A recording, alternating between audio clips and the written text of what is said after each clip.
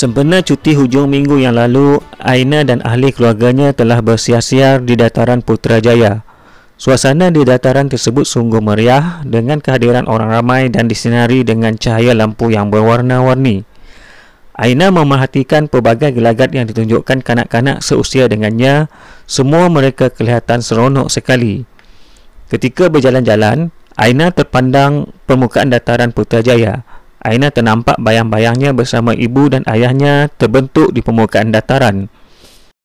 Tahukah kamu mengapa bayang-bayang terhasil di permukaan dataran tersebut?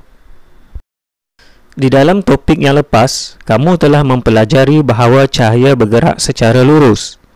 Bayang-bayang yang terhasil pula adalah terbentuk apabila cahaya yang bergerak lurus dihalang oleh suatu objek. Kejelasan bayang-bayang yang terbentuk juga mungkin berbeza mengikut jenis objek yang menghalangnya, iaitu sama ada objek itu bersifat lut sinar, lut cahaya ataupun legap. Sekarang, mari kita lakukan penyiasatan untuk membanding beza kejelasan bayang-bayang objek dengan menggunakan bahan yang berbeza jenis, iaitu plastik jernih, plastik berwarna dan menilekat.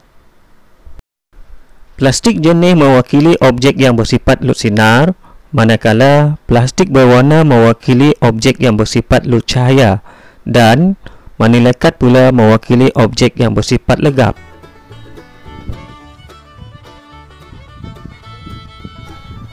Pertama sekali kita gunakan rama-rama daripada plastik jernih dan diletakkan di hadapan lampu suluh. Plastik jernih mewakili objek ataupun bahan yang bersifat lut sinar. Perhatikan kejelasan bayang-bayang yang terhasil. Bayang-bayang yang terhasil adalah kelihatan kurang jelas. Kemudian, kita ubah pula menggunakan rama-rama daripada plastik yang berwarna. Plastik berwarna adalah bahan lut cahaya. Bayang-bayang yang terhasil adalah jelas. Sekarang, mari kita lihat pula rama-rama yang diperbuat daripada menilekat.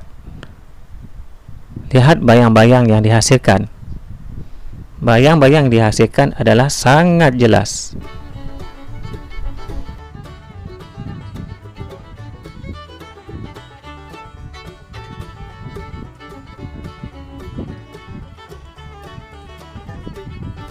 Sekarang, kita akan letakkan ketiga-tiga objek tadi di hadapan lampu suluh yang berbeza bahannya, iaitu yang bersifat lut sinar, lut cahaya dan juga legap. Cuba perhatikan kejelasan ketiga-tiga bayangnya yang terhasil. Di sini kita dapat lihat ada perbezaan di antara ketiga-tiga jenis bahan tersebut. Bahan yang bersifat lut sinar kelihatan kurang jelas, lut cahaya adalah jelas, manakala yang legap adalah sangat jelas. Mari kita bincangkan apakah perbezaan di antara ketiga-tiga ciri bahan tersebut. Plastik jernih ialah objek lut sinar kerana ia membenarkan semua cahaya melaluinya. Bayang yang terhasil adalah kurang jelas dan hampir tidak kelihatan.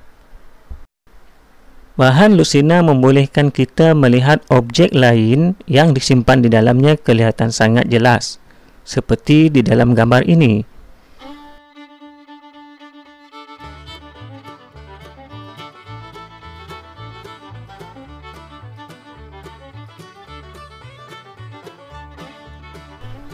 Contoh-contoh bahan lut sinar lain di sekeliling kita adalah seperti yang berikut.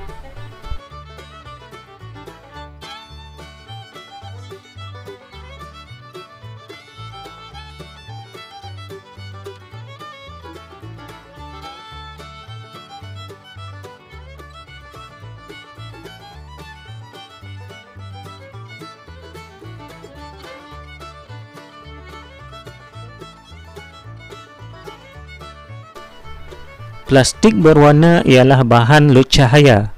Ia hanya membenarkan sebahagian cahaya sahaja melaluinya. Oleh itu, objek yang tersimpan di dalamnya kelihatan kurang jelas. Contoh bahan lut cahaya adalah seperti yang berikut.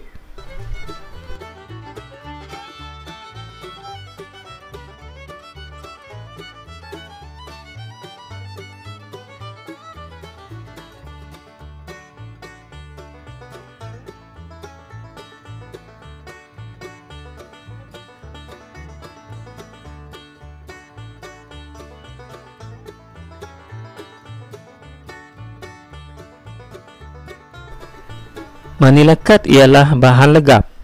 Ianya tidak membenarkan cahaya melaluinya. Oleh itu, cahaya tidak dapat menembusinya dan bayang-bayang akan terbentuk dengan jelas. Kotak adalah contoh bahan legap. Cahaya tidak dapat menembusinya.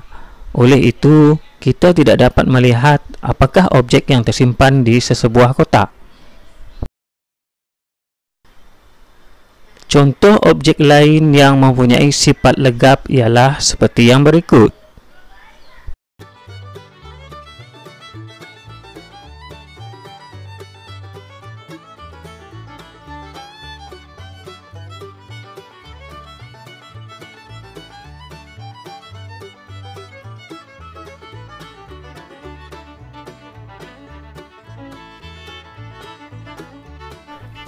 Diharap kamu dapat memahami topik ini dengan jelas dan semoga berjumpa lagi.